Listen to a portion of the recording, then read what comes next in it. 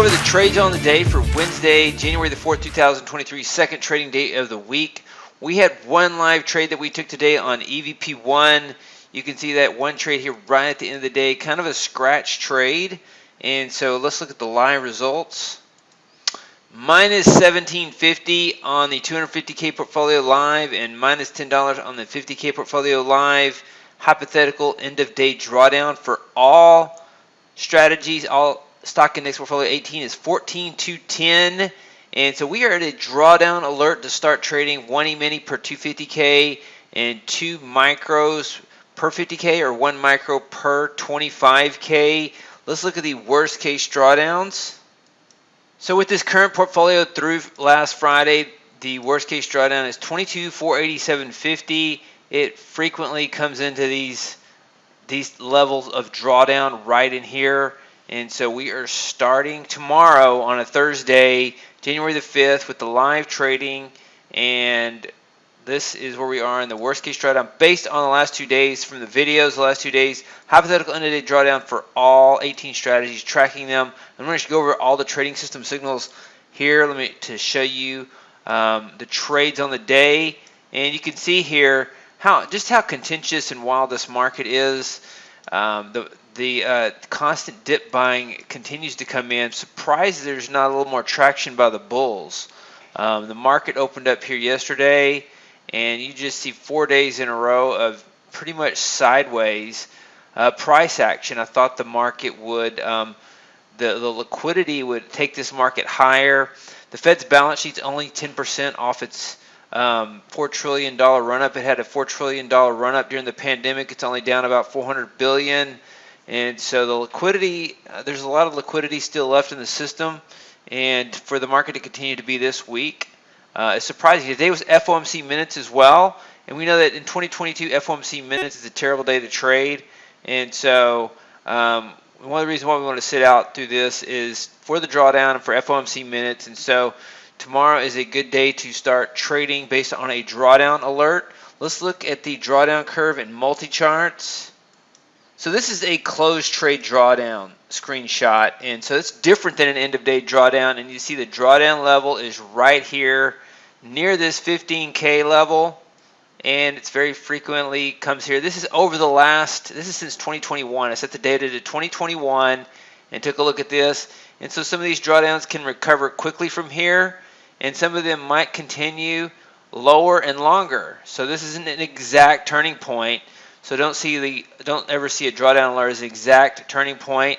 Also, you'll notice that the drawdown level is higher. The closed trade drawdown level is higher than the end of day drawdown. We showed 22K drawdown on an end of day basis, while you're seeing a closed trade drawdown of 32K. And so the worst case drawdown on the worst losing day is about minus 12K too. So you have to keep that in mind on this portfolio setup. It's difficult to call the exact turning point. You see extended drawdowns here. You see extended drawdowns here. You see brief drawdowns here. Brief drawdowns here. So you can't call, it's pretty hard to call the exact turning point. And what is the difference between a closed trade drawdown? For example, if at the end of the day you are at an equity peak here, and then intraday, for example, your strategies run up and say maybe they're up 12K. So your open position P&L is up 12K, and you start closing trades out at the 8K range. And you start closing trades out the 8K range, and then you end here. Maybe you're only up 2K on the day. You have a brand new equity peak on the day. You're up 2K, but you're in a 12K open trade drawdown. And if you started closing trades out at 8K, you would be maybe in your closed trade drawdown would be a 6K drawdown. So you'd have a brand new equity peak of 2K on an end-of-day basis. Your closed trade drawdown would be 6K, and your open trade drawdown would be 12K. And so we measure risk on an end-of-day basis, because going up 12K and then giving back 10K is we don't consider that an open position intraday. Then we don't consider that a 10K loss. for up to K. So we manage risk on an end-of-day basis. I know some of the funded trader programs, they lock in every tick of the day, and look at this open trade equity. Pretty hard to strangle a strategy that tight to where you have to manage open trade risk that tightly. So that is the difference between open trade equity, open equity drawdowns, closed equity drawdowns, and end-of-day drawdowns. And so we're looking at closed trade drawdowns.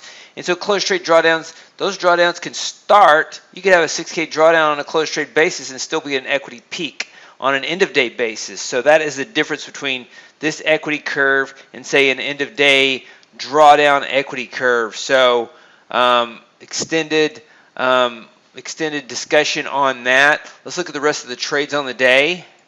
So EVP-1 had a small loser.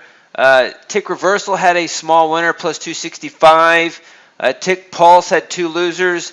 A lot of buying programs coming in on this market and running up and then just getting dropped. And so it's creating all this chop. You see a lot of chop intraday, and the market is determined to rally, but it's not. And so you get the buy programs to hold it up, but you don't get the buy programs that cause it to follow through. So Tick Pulse had 2 losses on the day.